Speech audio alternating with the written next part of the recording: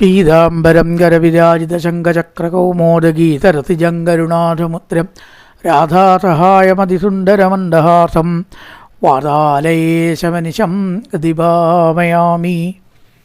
നമസ്കാരം. സനാതനധർമ്മ സംഹിതകൾ പങ്കുവയ്ക്കാനായുള്ള ചാനലായ നാദശ്രീയിലേക്ക് എല്ലാവർക്കും സ്വാഗതം. ഞാൻ മധുസൂദന വാര്യർ. പ്രിയരെ, ഈ ചാനൽ ബെൽ ബട്ടൺ അമർത്തി സബ്സ്ക്രൈബ് ചെയ്യുന്നതോടൊപ്പം ലൈക്ക് ബട്ടൺ കൂടി അമർത്തി സഹകരിക്കണം എന്ന് വിനീതമായി അപേക്ഷിക്കുന്നു. നാരായണ കവച മന്ത്രം കൊണ്ട് ദേവേന്ദ്രൻ നഷ്ടപ്പെട്ട സ്വർഗം തിരിച്ചെടുത്തു എന്നാണ് ഇന്നലെ പറഞ്ഞത്. നഷ്ടപ്പെട്ടതായിട്ടുള്ള സ്വർഗം അസുരന്മാർ തട്ടിപ്പറിച്ചതായിട്ട് സ്വർഗത്തെ വീണ്ടെടുത്തു. അതുകൊണ്ട് ഈ നാരായണ കവചം മന്ത്രം ഏതൊരാൾ ചെല്ലുന്നുണ്ടോ അവർക്ക് നഷ്ടപ്പെട്ട സർവ്വ ഐശ്വര്യവും തിരിച്ചു കിട്ടും എന്നാണ് അതിൻ്റെ ഒരു ഫലം പറയുക. തിരിച്ച് കിട്ടിയപ്പോൾ ദേവേന്ദ്രന് വേറൊരു സംഗതി വന്നു. അതെന്താണ്? അഹങ്കാരം. നന്മയുണ്ടായ അതിൻ്റെ കൂടെ വരണത്രേ അഹന്ത. അഹങ്കരിച്ചുകൊണ്ട് അദ്ദേഹം ചെയ്ത കാര്യം അതിനേക്കാളും അപകടമാണ്, രസമാണ്. നേരത്തെ ഒരു ഗുരുനാഥനെ നീട്ട് നിന്ന് ബഹുമാനിച്ചില്ല എന്നല്ലേ ഉള്ളൂ. ഇവിടെ എന്ത് ചെയ്തു അറിയോ? വിശ്വരൂപൻ നാരായണ കവചം പറഞ്ഞു കൊടുത്ത ആളാട്ടോ. ആ വിശ്വരൂപനെ അങ്ങോട്ട് വധിക്കുകയാണ്. അതിനെന്താ കാരണം വേണ്ടേ? കാരണം ഉണ്ടായി. വിശ്വരൂപന് അമ്മയുടെ ആൾക്കാരെന്ന് പറഞ്ഞാൽ അസുര സ്ത്രീയാണ്, അച്ഛൻ്റെ ആൾക്കാരെന്ന് പറഞ്ഞാൽ ദേവന്മാരാണ്.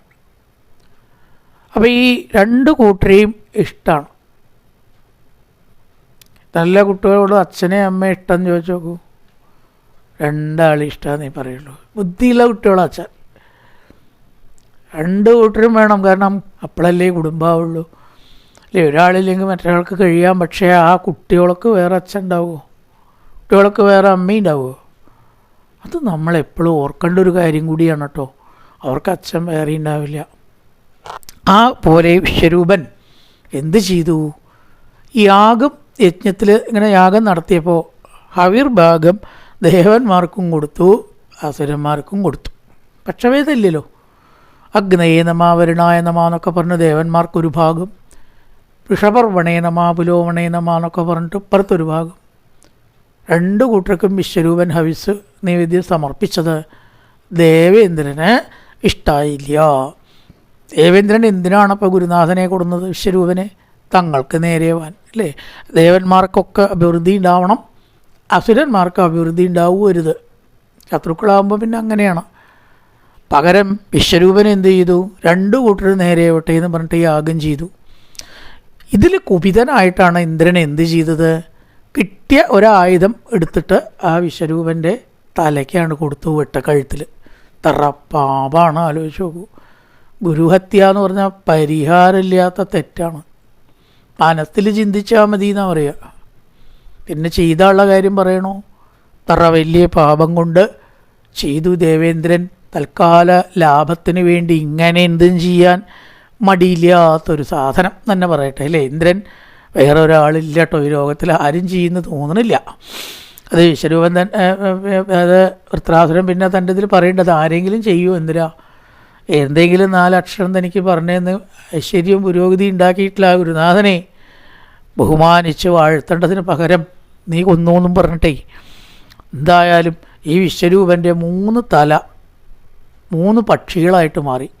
എന്താ ഈ 3 തല? ത്രിശിരസ് എന്നൊരു പേരുണ്ട്. 3 തല ഒന്നുകൊണ്ട് അന്നം കഴിക്കുക. അതായത് ദേവൻ്റെയും അസുരൻ്റെയും ഭാവമുണ്ട്. ഒരു തല കൊണ്ട് സുരാമദ്യം അസുരന്മാരുടെ, പിന്നെ ഒരു തല കൊണ്ട് വേറൊരു മദ്യം, എന്താണ്, സോമരസം കഴിക്കുക. പിന്നൊരു ഇതുകൊണ്ട് മുഖം കൊണ്ട്, തല കൊണ്ട് മനുഷ്യഭാവവും. മിശ്രജാതി ആയതുകൊണ്ട് ഇത് 3 നിവേദ്യവും വിശ്വരൂപം കഴിക്കും. ആ 3 ശിരസ്സുകളാണ് ദേവേന്ദ്രൻ വെട്ടിയത്. അത് കപിഞ്ചല പക്ഷി, കലവിംഗ പക്ഷി, തിത്തിരി പക്ഷി 3 പക്ഷികളായി മാറി എന്നും പറഞ്ഞു. ഇതുകൊണ്ട് ഈ വിശ്വരൂപൻ കൊല്ലപ്പെട്ടുല്ലോ. അദ്ദേഹത്തിൻ്റെ അച്ഛനായ ത്വഷ്ടാവിന് വല്ലാത്ത സങ്കടം. തൻ്റെ പുത്രനെ ചതിച്ച് കൊല്ലല്ലേ ഇന്ദ്രൻ ചെയ്തത്? കാണിച്ചു കൊടുക്കാം. ഇതിൻ്റെ ഫലം ഇന്ദ്രൻ അനുഭവിച്ചേ തീരൂ. ഒരു ഹോമം നടത്തി അതിൽ നിന്നൊരു വലിയ കൃത്തിക, വലിയൊരു പിശാചു പോലത്തെ ഒരു പുരുഷനെ കണ്ടിട്ട് സൃഷ്ടിക്കുകയാണ്. ഇന്ദ്രശത്രുവോ വിവർദ്ധസ്വ, ഇന്ദ്രശത്രുവോ വിവർദ്ധസ്വ. ഇന്ദ്രൻ്റെ ശത്രു വളരെ ഇന്ദ്രനെ കൊല്ല, ഇന്ദ്രൻ്റെ ശത്രു വളരെ ഇന്ദ്രനെ കൊല്ല എന്നങ്ങോട്ട് മന്ത്രം ജപിച്ചില്ലേ. കുറേ ഒരു തെറ്റി സ്പീഡ് കൂടിയപ്പോഴേ ഏകാഗ്രത കുറച്ച്, അതാണ് ഈ ഭാഗവതമൊക്കെ ഉണ്ടല്ലോ. അപ്പോൾ യജ്ഞത്തിൽ വായിക്കുന്ന സ്പീഡ് കണ്ടാൽ തീരാൻ വേണ്ടിയിട്ട് ഇങ്ങനെ വേഗത്തിൽ വായിക്കേണ്ടതൊന്നുമല്ല ഈ മന്ത്രങ്ങൾ എപ്പോഴും, അല്ലച്ചാൽ തീരൂല്ല കേട്ടോ. ചുരുക്കം പറയാച്ചാൽ വലിയ ബുദ്ധിമുട്ടാണ്. ഈ മന്ത്രങ്ങൾ വല്ലാതെ വേഗതയോടെ ചൊരിച്ചാൽ അത് വിപരീത ബല ചെയ്യാതെ കാണിക്കുകയാണ് ഇവിടെ. അപ്പം അതുകൊണ്ട് ഈ വായിക്കലും പറയലും ഒപ്പം കമ്പൈൻ ചെയ്തതാണ് ശാസ്ത്രീയ എന്നാണ് ഒരുപാട് ആൾക്കാർ പറയണത്. രണ്ടും കൂടി കമ്പൈൻ ചെയ്യും. ഒന്നെങ്കിലും പറയുക 7 ദിവസം, അല്ലെങ്കിൽ വായിക്കുക. ശരിക്കും വായിക്കാനുള്ള സമയമേ ഉള്ളൂ. പരീക്ഷത്തിന് അർത്ഥമൊന്നും പറഞ്ഞു കൊടുക്കണ്ട. അപ്പോൾ ശരിക്കും തെറ്റാണ് ഇപ്പോൾ ചെയ്യണത് എന്നാണ് ഒരുപാട് ആൾക്കാരുടെ അഭിപ്രായം. വായനയും പറയലും കൂടി ഒരുമിച്ച് ചെയ്യരുത്. അത് രണ്ടും കൂടി ഒരുമിച്ച് ചെയ്താൽ ബന്ധപ്പെട്ട് വായിക്കേണ്ടി വരും. വിസർഗം തെറ്റും, അക്ഷരം തെറ്റും. ശരിയല്ല. വേണ്ടാന്ന് വെച്ചാൽ കുഴപ്പമില്ലല്ലോ. തെറ്റി ചെയ്യണേക്കാളും നല്ലത് എത്ര സ്പീഡിലാണ് നമ്മൾ വായിക്കണം ആലോചിച്ച് നോക്കൂ. ഒന്നിനുള്ള സമയമേ ഉള്ളേ. അപ്പോൾ രണ്ടിനും ഉണ്ടാക്കുന്ന സമയം അതിവേഗം മന്ത്രങ്ങൾ ചെല്ലുമ്പോൾ അതിൽ ദോഷം സംഭവിക്കും. അതിവിടെ സംഭവിച്ചു. ഇന്ദ്രശത്രുവോ വിവർദ്ധസ്വ എന്ന് മാറ്റം, ഇന്ദ്ര ശത്രുവോ വിവർദ്ധസ്വ എന്നായി. ഇന്ദ്ര വളരെ ശത്രുവിനെ കൊല്ല, ഇന്ദ്ര വളരെ ശത്രുവിനെ കൊല്ല ഈ അർത്ഥം ആയി മാറിയപ്പോൾ ഈ സൃഷ്ടിക്കപ്പെട്ടതായിട്ടുള്ള വൃത്രാസുരൻ ഇന്ദ്രനെ കൊല്ലേണ്ടതിന് പകരം ഈ മന്ത്രം പഴച്ചതുകൊണ്ട് എന്ത് സംഭവിച്ചു? ഇന്ദ്രൻ ഇങ്ങോട്ട് കൊല്ലലാണ് ഉണ്ടായത്. കണ്ടോ എത്ര വിപരീതമായി ഫലം. അപ്പോൾ അതുകൊണ്ട് മന്ത്രങ്ങൾ എപ്പോഴും നല്ലപോലെ സൂക്ഷിച്ചിട്ട് ചെല്ലുക. ബന്ധപ്പെട്ടിട്ടോ സ്പീഡായിട്ടോ ചൊല്ലിക്കഴിഞ്ഞാൽ ഭാഗവതത്തിലെ സ്പീഡിനെ ഒരിക്കലും ഞാൻ അംഗീകരിക്കണില്ല എന്നാണ്. നിവൃത്തിയില്ലാണ്ട് ചെയ്യണത്. ഇത് പാടില്ല എന്ന് തന്നെയാണ് പറയണത്. ഇത്ര മാത്രം ഉച്ചരിക്കാൻ ഇത്ര സമയം നമുക്ക് ആവശ്യമുണ്ട്. അതിലും കുറഞ്ഞ സമയത്ത് അത് ഉച്ചരിച്ചാൽ വികലമാവും, എന്തെങ്കിലും തെറ്റുണ്ടാവും ഉറപ്പാണ്. ഈ വിസർഗം ഉച്ചരിച്ച് നിർത്തി മാത്ര ഒക്കെ നിർത്തിയിട്ട് വേണം അത് ചെല്ലാൻ.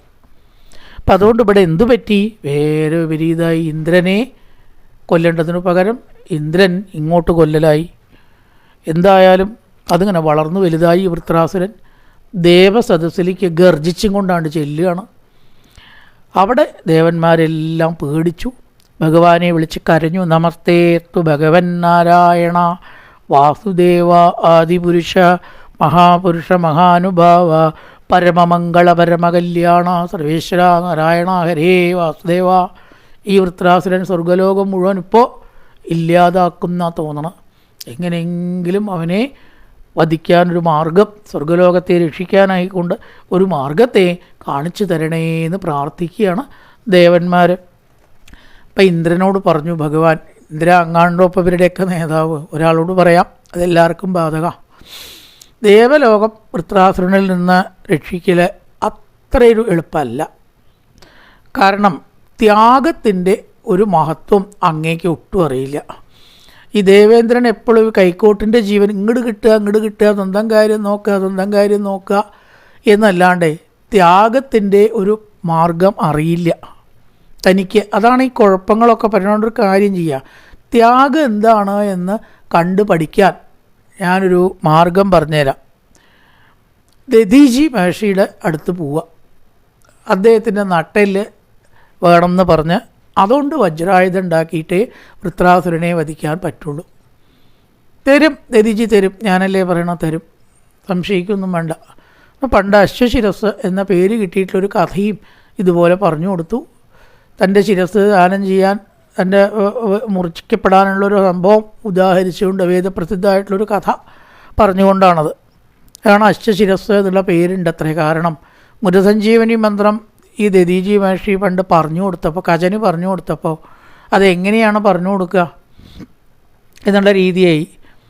കാരണം പറഞ്ഞു കൊടുക്കാൻ പാടില്ല എന്ന് ദേവേന്ദ്രൻ പറഞ്ഞു.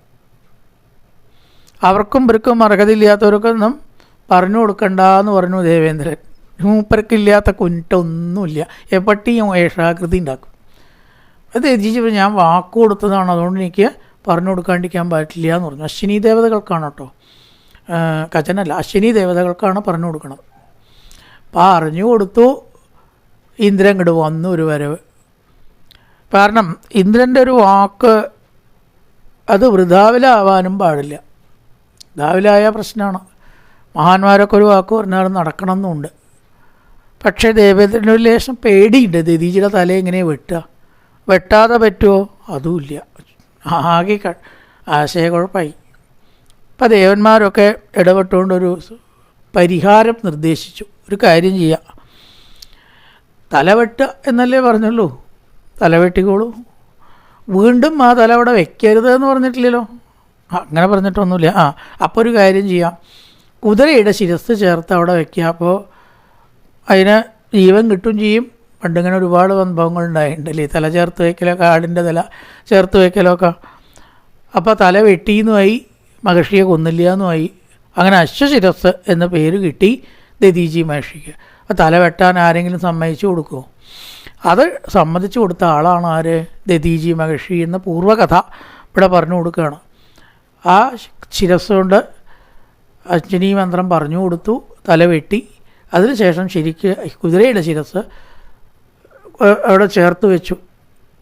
അങ്ങനെ ആ കുതിരയുടെ ശിരസ് ഉള്ളത് കൊണ്ടാണ് എന്ത് പറഞ്ഞത്, അശ്വിനി ദേവതകൾക്ക് പറഞ്ഞു കൊടുത്ത അശ്വശിരസ് എന്ന് പറയാൻ കാരണം. എന്നിട്ട് ശരിക്കുള്ള തല അവിടെ വീണ്ടും വയ്ക്കുകയും ചെയ്തു എന്നാണ്. മന്ത്രം പറഞ്ഞു കൊടുത്തത് അശ്വശിരസ് എന്ന് പറഞ്ഞിട്ടുള്ള കുതിരകളുടെ തല കൊണ്ടാണ്. ഡ്യൂപ്ലിക്കേറ്റ് തലകൊണ്ട് പറഞ്ഞു കൊടുപ്പിച്ചു. അത് കഴിഞ്ഞപ്പോൾ ശരിക്കുള്ള ശിരസ് വീണ്ടും അവിടെ വയ്ക്കുകയും ചെയ്തു. അപ്പോൾ മഹർഷിയെ വധിച്ചു എന്ന വധപാപം ഇല്ല. ആ ഉപദേശിക്കാൻ വേണ്ടിയിട്ട് ഒരു തല വേറെ കൊടുത്തു എന്നേ ഉള്ളൂ. കഴിഞ്ഞപ്പോൾ വീണ്ടും പഴയ തലയിൽ എന്താ പതുവല്ല അല്ലേ, സർജറി, പ്ലാസ്റ്റിക് സർജറി ആണോ വേറെ എന്ത് സർജറി ആണോ എന്നൊക്കെ അവരോടനെ ചോദിക്കണം കേട്ടോ, നമുക്കറിയില്ലേ. അശ്വശിരസിനെ കൊണ്ട് മന്ത്രം ഉപദേശിച്ചു. അത് കഴിഞ്ഞപ്പോൾ വീണ്ടും യഥാർത്ഥ ശിരസ് അവിടെ വന്നു. ആ തല വെട്ടി കൊടുക്കാനൊന്നും ദധീചിക്ക് മടിയില്ല എന്നതിന് ഉദാഹരണമായിട്ടാണ് ഈ കഥ പറഞ്ഞു കൊടുത്തത്. അങ്ങനെ ദേവേന്ദ്രൻ ചെന്നു. എന്താ കാര്യം ചോദിച്ചു. ദധീചി അങ്ങയുടെ നട്ടെല്ല് ഒന്ന് കൊണ്ടുപോകാൻ വന്നതാണ്. എത്ര എളുപ്പത്തിലാണ് പറയണത്. അങ്ങയുടെ പേനയൊന്ന് തരുമോ എനിക്ക് എന്നൊക്കെ നമ്മൾ ചോദിക്കില്ലേ, അല്ലെങ്കിൽ വസ്തു ഒന്ന് തരുമോ എന്നൊക്കെ ചോദിക്കണ പോലെ ആ നട്ടെല്ല് കൊണ്ടുപോകാൻ വന്നതാണ്. മഹർഷിക്കും കൂടി അത്ഭുതമായി. ശരിക്കും ത്യാഗിയാണ് അദ്ദേഹം, കൊടുക്കാൻ മടിയില്ലെങ്കിൽ ഇന്ദ്ര തന്നെയൊക്കെ സമ്മതിക്കണം. ഈ ലോകത്തിൽ ജിജീവിഷൂണാം ജീവാനാം ആത്മാ പ്രേഷ്ട ഹേപ്സിത, എല്ലാവർക്കും വലുത് എന്താ അറിയോ, ഈ ശരീരം തന്നെയാണ്. കാരണം അതിനെ നോക്കാണ്ടേ കണ്ട് ആർക്കും ജീവിക്കാൻ പറ്റിയ കാർപ്പാസാദി തൈലവും പിണ്ണത്തൈലവും ചവനപ്രാശവും ഇല്ലേ, ആപ്പതി ഈപ്പതി അലോപ്പതി ഒക്കെ എന്തിനാ? 4 ദിവസം ഈ ശരീരത്തിൽ സുഖമായിട്ടിരിക്കണം, അത് ഉപദ്രവം ഉണ്ടാക്കില്ലെങ്കിൽ. അപ്പം ആ ശരീരത്തെയാണ് ഇപ്പം നീ എന്നോട് ചോദിച്ചത്. എൻ്റെ ധൈര്യം ഞാൻ സമ്മതിച്ചിരിക്കണു എന്ന് പറയുകയാണ്. അപ്പോഴും ഇന്ദ്രൻ എന്താ പറയണത്, അതൊന്നും പറഞ്ഞിട്ട് കാര്യമില്ല. കിം നു തത് ദുസ്ത്യജം ബ്രഹ്മൻ, അങ്ങേപ്പോലുള്ളവർക്ക് എന്താ ഉപേക്ഷിക്കാൻ പ്രയാസമുള്ളത്? ഞങ്ങളെപ്പോലുള്ളവർക്കാണെന്ന് വെച്ചാൽ സിംഹാസനത്തിലിരിക്കണം എന്നുണ്ട്, ഇന്ദ്രസിംഹാസനത്തിൽ. അതുകൊണ്ട് ഇതിൽ ഇനി കൂടുതലൊന്നും ചിന്തിക്കാൻ പറ്റില്ല, നട്ടെല്ല് കിട്ടിയേ പറ്റൂ, കിട്ടിയേ ഞങ്ങൾ ഇവിടുന്ന് പോവുള്ളൂ. മഹർഷി പറഞ്ഞു, ഇന്ദ്ര വെറുതെ പറഞ്ഞു എന്നേ ഉള്ളൂ, ഞാൻ തരാണ്ടിരിക്കുമോ? ഒരാൾ ചോദിച്ചാൽ കൊടുക്കുക എന്നുള്ളതാണ് എൻ്റെ നയം. ഇതുവരെ ഞാൻ അതേ ഉണ്ടായിട്ടുള്ളൂ. അല്ല, ഒന്നങ്ങനെ പറഞ്ഞു എന്ന് മാത്രം നിങ്ങളുടെയൊക്കെ ഒരു ധൈര്യമായി, അതിനെപ്പറ്റി പറഞ്ഞു എന്ന് മാത്രമേ ഉള്ളൂ. ഈ ശരീരം എന്തായാലും ഒരു സംഭവം ഇല്ലേ, ഇതിനെ തിലകം ചേർത്തിയിട്ടും ചീകിയിട്ടൊന്നും കാര്യമില്ല, എന്ത് കഴിച്ചിട്ടും കാര്യമില്ല. ഒരു ദിവസം ഇതൊന്നിനും കൊള്ളാണ്ട് അവിടെ കിടക്കും ഇല്ലേ, പിന്നെ കത്തിക്കാനേ പറ്റൂ. അങ്ങനെ ഒരു ദിവസം ഉണ്ടാവും. അതിപ്പോൾ എനിക്കും ഉണ്ട്, നിങ്ങൾക്കും ഉണ്ട്, എല്ലാവർക്കും ഉണ്ടല്ലേ. ആ ദിവസം വന്നാൽ പിന്നെ ഇത് അനങ്ങില്ല, ഈച്ച വരും, ഒരവസരം വരും എന്നുള്ളത് ഉറപ്പാണ്. ഇപ്പം നമ്മൾ കൊണ്ടു നടക്കണം ഈ ശരീരേ. അപ്പോൾ അത് ഒരാൾക്ക് ഉപകാരമായിട്ടാണ് വിവേഷിക്കണതെങ്കിൽ അതല്ലേ വേണ്ടത് എന്നും പറഞ്ഞ് വടക്കോട്ട് തിരിഞ്ഞത് മൂലാധാരം, മണിപൂരകം, ആജ്ഞ, വിശുദ്ധി എന്നീ ചക്രങ്ങളിൽ കൂടി സ്വച്ഛന്ത മൃത്യു എന്ന സിദ്ധി ഉപയോഗിച്ച് ദധീചി മഹർഷി തൻ്റെ ശരീരമാണ് ഉപേക്ഷിക്കുകയാണ്. ആരെങ്കിലും ചെയ്യുമോ ലോകത്തിലെ ത്യാഗമെന്നതേ നേട്ടം, താഴ്മതാൻ അത്യുന്നതി. അനുഷ്ഠിച്ചിട്ടാ കാണിച്ചു കൊടുക്കണം, പ്രസംഗിച്ചിട്ടല്ല, ചെയ്ത് കാണിച്ചു കൊടുത്തു ഇല്ലേ മഹാന്മാർ. ആ ശരീരമാണ് മാറ്റി നട്ടെല്ലും ഇങ്ങോട്ട് വലിച്ചെടുത്തു, വജ്രായുധം ഉണ്ടാക്കി വേഗം ആനപ്പുറത്ത് ഐരാവതം എന്ന ആനക്കൊമ്പത്ത് അങ്ങനെ കയറി. ഒരു ധൈര്യമൊക്കെ തോന്നി. വിഷ്ണു പൂജ ചെയ്ത് വൈഷ്ണവ തേജസ് ആ വൃത്രാസുരൻ്റെ വജ്രായുധത്തിലങ്ങനെ ആവാഹിച്ചു. ഇനി നർമ്മദാ തീരത്തുള്ള യുദ്ധമാണ്. വൃത്രാസുരനെ നേരിടുകയാണ്. നർമ്മദാ തീരത്തേക്ക് ഐരാവതത്തിൻ്റെ മുകളിൽ അങ്ങനെ കയറി പോവുകയാണ് ദേവേന്ദ്രൻ. അവിടെ ആ വൃത്രാസുരൻ്റെ കയ്യിൽ ദേവേന്ദ്രൻ്റെ കയ്യിൽ ഈ വജ്രായുധം കണ്ടപ്പോൾ കുറച്ച് ചില അസുരന്മാർ പേടിച്ചു. ഇതിനെ വെട്ടിത്തിളങ്ങുകയാണേ, വജ്രം പോലെ എന്ന് പറയില്ലേ നമ്മൾ, എന്താ ഇപ്പം ഇന്ദ്രൻ്റെ കയ്യിലെന്നും പറഞ്ഞ് കുറച്ച് അസുരന്മാർ പേടിച്ചോടി. അപ്പം പറഞ്ഞു വൃത്രാസുരൻ, എവിടേക്കാണ് നിങ്ങളൊക്കെ ഈ ഓടണം? ഇത് ധീരന്മാർക്ക് ചേർന്ന പണിയാണോ? ധീരന്മാർക്ക് ഒരൊറ്റ മരണേ ഉള്ളൂ, പക്ഷേ ഭീരുക്കൾ മരിച്ചുകൊണ്ടേയിരിക്കുന്നു അനുനിമിഷം. ഏതാ വേണ്ടത്? നിങ്ങൾക്ക് എന്താ മനസ്സിലായില്ലേ? എത്ര കാലമായിട്ട് കുട്ടികളെ മരിക്കുകയാണെങ്കിൽ മാറത്ത് മുറിവേറ്റ് മരിക്കണം, പിന്നാപ്പുറത്ത് മുറിവേറ്റ് മരിക്കണത് ഭൂഷണമല്ല, പേടിച്ചോടിയെന്നല്ലേ എൻ്റെ അർത്ഥം. ദോസമ്മതാപിക മൃത്യു ദുരാപവും, 2 മരണം പണ്ടേ ശ്രേഷ്ഠമാണ്. യുദ്ധത്തിൽ മരിക്കുക, ശത്രുവിനോട് യുദ്ധം ചെയ്ത് മാറത്ത് വെടിയേറ്റ് മരിച്ചാൽ ആ മരണം സ്വർഗത്തിന് അർഹതയുള്ളതാണ്, ഏറ്റവും നല്ല മരണമാണ്. യുദ്ധത്തിൽ മരിച്ചാൽ കരയാൻ പോലും പാടില്ല എന്നാണ്, സങ്കടപ്പെട്ട് കരയാൻ പാടില്ല എന്നാണ്. സന്തോഷാശ്രുക്കൾ പൊഴിക്കാം, കാരണം ഇതിനുള്ള ഭാഗ്യം കിട്ടിയെന്നാണ് പറയേണ്ടത്. യുദ്ധത്തിൽ ഏറ്റു മരിച്ച സ്വർഗമെന്ന് ഏത് കാലപ്പോഴും ഉണ്ട്. ആർമി ആചാരവെടിയോടുകൂടി ഔദ്യോഗിക ബഹുമതികളോടുകൂടി സംസ്കരിച്ചു എന്നാണ് പറയുക അല്ലേ. അപ്പോൾ യുദ്ധത്തിൽ മരിച്ചത് കേമാണ്, അത് നല്ല ശ്രേഷ്ഠമാണ്. ഇനിയുള്ളത് കളയേവരം യോഗരഥോ വിജയ്ക്കാൽ, യോഗമാർഗത്തിലിരുന്ന് സമാധിയാവുക, ഈശ്വരമാർഗത്തിനെ അവലംബിച്ചുകൊണ്ട് ശരീരം വെടിയുക. ഇപ്പോൾ നിങ്ങൾ ചെയ്യണത് ഈ രണ്ടുമല്ല, മോശമായിട്ടുള്ള മരണത്തിലേക്കാണ്, വളരെ തരം താഴ്ന്ന മരണത്തിലേക്ക് പേടിച്ച് ഓടുകയാണ് നിങ്ങൾ ചെയ്യണത്. ഇത് ധീരന്മാർക്ക് യോജിച്ചതല്ല എന്നങ്ങനെ അവരെ പ്രബുദ്ധരാക്കുകയാണ് വൃത്രാസുരൻ. ഞാൻ പേടിച്ചിട്ടുണ്ടോ? നിങ്ങൾ എന്നെ കണ്ടുപഠിക്കൂ എന്നങ്ങനെ പറഞ്ഞ് ആ ഇന്ദ്രനെ യുദ്ധത്തിൽ അങ്ങനെ നേരിട്ടു എന്ന് പറയണം. എന്നിട്ടോ ആ ശത്രു സൈന്യമായിട്ടുള്ള ദേവന്മാരെ ഇങ്ങനെ കാലിൻ്റെ അടിയിലിട്ട് ചവിട്ടി അരച്ചു വൃത്രാസുരൻ. ആ ശക്തി ഒരു കാര്യമുണ്ട്, അസുരനാണെങ്കിലും വൃത്രാസുരനെ നല്ലൊരു ഭക്തനായിട്ടാണ് ഇനി കാണിക്കുന്നത്. അസുരജന്മമാണോ ദേവജന്മമാണോ എന്നൊന്നുമല്ല ഒരാളുടെ യോഗ്യതയ്ക്ക് കാരണം. പ്രഹ്ലാദനാസുരനായിരുന്നു, ഇപ്പം ഇന്ദ്രൻ ദേവനായിട്ട് എന്തേ കാര്യമുണ്ട്? അയാൾ വിദ്വാൻ കാട്ടിക്കൂട്ടണ കാര്യങ്ങൾ ആലോചിച്ച് നോക്കൂ. അപ്പോൾ ഒരാളുടെ ജന്മമല്ല വംശമല്ല ശ്രേഷ്ഠത, അവൻ്റെ പ്രവൃത്തിയും വാസനയും മനസ്സുമാണ് ഒരാളെ നല്ലതോ ചീത്തയോ ആക്കുന്നത്. ഇവിടെ വൃത്രാസുരനെ അതിശ്രേഷ്ഠനായിട്ടൊരു ഭക്തനായിട്ടാണ് ഭാഗവതം അവതരിപ്പിക്കുന്നത് എന്ന് പറയുകയാണ്. എന്നിട്ടോ നാളംബനം യൂതപതിരിയതോന്മദ, കരിമ്പ് തോട്ടത്തിലേക്ക് ഒരാന ചെന്നാൽ എങ്ങനെ ഉണ്ടാവുക? കരിമ്പ് തോട്ടത്തിലേക്ക് ആന ചെന്നാലേ കുറേ കരിമ്പ് ഇങ്ങനെ ചതയും, കുറേ ഇങ്ങനെ പൊട്ടി ഒടിയും ഇല്ലേ, ചതച്ച് അരച്ച് പൊട്ടിച്ച് മണ്ണിലിങ്ങനെ താഴും ചില കരിമ്പ് ചെടികൾ. ഇതൊക്കെ ഉണ്ടാവും ഒരാന കരിമ്പ് തോട്ടത്തിലേക്ക് ചെന്നാൽ ഇല്ലേ. അതൊക്കെ ഇവിടെ ഉണ്ടായി. നാളമ്മനം യൂതപതിറിയതോന്മത, യൂതപതി ആന, ശ്രേഷ്ഠനായിട്ടുള്ള ആന കരിമ്പിൻ തോട്ടത്തേക്ക് ചെന്ന പോലെ ഇവിടെ ദേവലോകത്തേക്ക് ചെന്നതായിട്ടുള്ള വൃത്രാസുരൻ്റെ കാലിൻ്റെ അടിയിൽ പെട്ടിട്ട് ചില ദേവന്മാർ ഇത് പെടയണു. ചില ദേവന്മാരുടെ ശിരസ് പോയി, ചില ദേവന്മാരുടെ കയ്യും കാലും ഒടിഞ്ഞു, ചില ദേവന്മാർ മണ്ണിൽ താഴണുണ്ട്. ആ കരിമ്പൻ തോട്ടത്തിൽ ചെന്ന പോലെ ദേവന്മാർ വല്ലാത്തൊരവസ്ഥയെ പ്രാപിച്ചു, കാലിൻ്റെ അടിയിൽ പെടയുകയാണ് എന്ന് പറയുകയാണ്. ഇങ്ങനെയൊക്കെ ദേവന്മാർ വളരെയധികം കഷ്ടത്തിലായി. ആയതായിട്ടുള്ള സമയത്ത് ഇന്ദ്രശത്രുക്കുപിതോ വൃഷന്തയാ മഹേന്ദ്രവാഹം ഗതയോഗ്രവിക്രമാജഗാന കുംഭത്തല ഉന്നതൻ മൃദേ തൽക്കർമ്മ സർവേ സമഭൂജയൻ നൃപാം. ഈ വൃത്രാസുരന് നല്ലൊരു അവസരം കൊടുക്കുക ശരിക്കും ദേവേന്ദ്രൻ ചെയ്തത്. വൃത്രാസുരൻ്റെ ആയുധമൊന്നുമില്ല എന്നാൽ പിടിച്ചോ എന്ന് പറഞ്ഞ പോലെയാണ്. ശരിക്കും എന്താ ഉദ്ദേശം ഉണ്ടായിരുന്നത്? അടുത്തേക്ക് പോകാൻ ധൈര്യമില്ലാത്ത ഇന്ദ്രൻ തൻ്റെ ഗത കൊണ്ട് ഒരേറ് കൊടുത്തു ഐരാവതത്തിൻ്റെ അടുത്തേക്ക്. ഈ വൃത്രാസുരനെ ഐരാവത്തിൽ ലക്ഷ്യം വെച്ച ഒരൊറ്റ ഏറുഗത എറിഞ്ഞിട്ടെങ്കിലും വേദനിപ്പിക്കാം. എന്തേ വൃത്രാസുരൻ ചെയ്തത്? വലത്തെ കൈ കൊണ്ട് ആ ഗത ഇങ്ങോട്ട് പിടിച്ച് ഇടത്തെ കയ്യിലേക്ക് ഇടാക്കി കൊടുത്തു. ഐരാവതത്തിൻ്റെ മസ്തകത്ത് തന്നെ അവിടെ കൊടുക്കണം ഇല്ലേ, ഒരൊറ്റ അടി, ടൈന്നും പറഞ്ഞിട്ട് ഒരൊറ്റ അടി കൊണ്ട് കൊടുക്കുകയാണ്. ആ അടി ഇങ്ങോട്ട് കിട്ടിത്തിരിയ എന്ന് പറയില്ലേ, ആ ഐരാവതം പിന്നാക്കാണ്ട് പോയി. ഇങ്ങോട്ട് വന്നതിൻ്റെ ഇരട്ടി ഊക്കിൽ പിന്നാക്കാണ്ട് പോയി ആന. ആ സമയത്ത് എന്തുണ്ടായി? ദേവേന്ദ്രൻ്റെ അതാ കിടക്കണം നിലത്ത്. നമ്മളിങ്ങനെ ഇരിക്കുമ്പോൾ പെട്ടെന്ന് കസയിലാണ്ട് വലിച്ചാൽ എന്താ ഉണ്ടാവുക? കടയിൽ താഴത്തേക്ക് വീഴുക. അതന്നെ ഇവിടെ ഉണ്ടായതേ. താഴത്തേക്ക് എങ്ങനെ വീണ ആക്കണം. ഈ അടി ഇങ്ങോട്ട് കിട്ടിയത് തൊട്ട് സമയത്ത് ഐരാവതം ചോര ഛർദ്ദിച്ചു എന്ന് പറയുകയാണ്. ഐരാവതോ വൃത്ര ഗതാപി മൃഷ്ടോ വിഘൂർണിതോദ്രി കുലിശാകതോ യഥാ അപാതരൽ ഭിന്നമുഖസകേന്ദ്രോ മുഞ്ചന്ന സപ്തധനുഷാർത്ഥ. സപ്തധാതുക്കളങ്ങനെ തളർന്ന് ചോര ഛർദ്ദിച്ച് ആ ദേവേന്ദ്രൻ താഴത്തേക്കും വീണു. ഇപ്പോൾ വേണമെങ്കിൽ ദേവേന്ദ്രനെ എളുപ്പത്തിൽ കൊല്ലാൻ വൃത്രാസുരൻ ചെയ്തില്ല. അതാണ് വൃത്രാസുരൻ്റെ ധർമ്മബോധം. ആഹനം പോയ ശത്രു, ആയുധമില്ലാത്ത ശത്രു, തളർന്ന ശത്രു, തോൽവി സംബന്ധിച്ച ശത്രു, ഇവരെ ധർമ്മയുദ്ധത്തിൽ കൊല്ലാൻ പാടില്ല. ഇപ്പോൾ വൃത്രൻ ഇന്ദ്രനെ കൊന്നില്ല. എന്നിട്ടോ എല്ലാവരും കേൾക്കത്തക്ക വിധത്തിൽ ദേവേന്ദ്രനെ 2 വാക്ക് പറയുകയാണ്.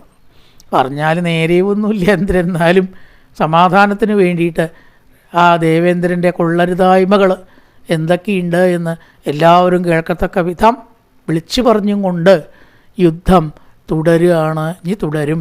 അപ്പോൾ ആ യുദ്ധം ഇവിടെ തൽക്കാലം നിർത്തി. ഇനി യുദ്ധത്തിൻ്റെ ബാക്കി ഭാഗം ഇനി നമുക്ക് 2 ദിവസം കഴിഞ്ഞിട്ടേ ഉണ്ടാവുള്ളൂ. ഏതായാലും ഇന്നത്തെ ഭാഗം ഇവിടെ നിർത്തണു. കായേന വാചാ മനസേന്ദ്രിയേർവാ ബുദ്ധ്യാത്മനാ വാ പ്രകൃതേ സ്വഭാവാത് കരോതി യത്യസ്തകലം പരസ്മൈ നാരായണായേതി സമർപ്പയാമി. ഓം പൂർണ്ണമദ പൂർണ്ണമിദം പൂർണ്ണാൽ പൂർണ്ണമുദച്യതേ പൂർണ്ണസ്യ പൂർണ്ണമാദായ പൂർണ്ണമേവാവശിഷ്യതേ. ഓം ശാന്തി ശാന്തി ശാന്തി.